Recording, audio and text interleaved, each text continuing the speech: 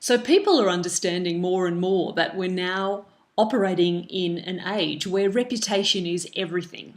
And so getting traditional mass media coverage is just as important as being out there in social media. So how do you actually attract media coverage? It's a really good question because the media operates to a set of rules. It's quite different to the way the rest of the world operates.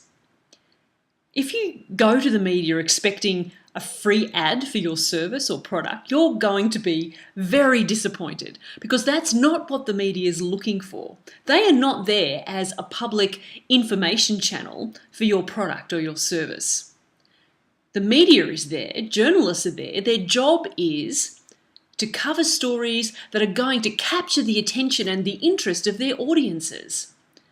And to do that, those stories have to be new, they have to be true, and they have to be interesting. And that's the kicker, interesting. So what does a journalist view as interesting? You know, it's very different from what businesses and organizations perceive is interesting. I reckon there are four main things that the media looks for in a story. From my own experience, this is what happens in a newsroom. And top of the list, no surprises, journalists will look for what I call the 3 C's: conflict, controversy, confrontation. Because those elements in stories, like it or not, elevate the level of interest in that story and attract more viewers, more listeners, more readers, more clicks for those media outlets. So if you can somehow inject a bit of controversy into what you're offering the media, you'll automatically elevate your chances of getting coverage.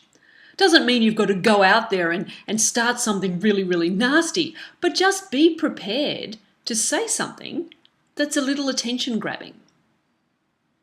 If you don't want to be controversial, the second element the media likes to look for in a story is that it has to have human interest. You know, that kind of poignant angle that makes people go, oh, something that connects to other humans. Is there something in the work you're doing that is of human interest? How are you touching people in your business? How are your products helping people's lives? Because the media probably won't be interested in just doing a story on your product, but they might be interested in doing a story on the impact, the long-term outcome of that product, if it's making a difference in someone's life in an interesting way. So human interest, really important.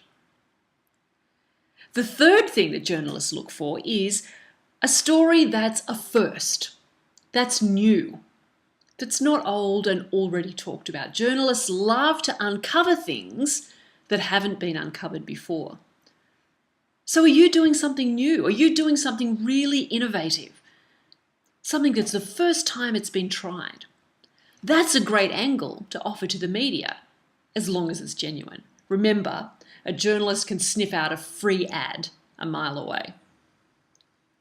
And if all else fails, your story has to at least be directly relevant to the audience of that media outlet.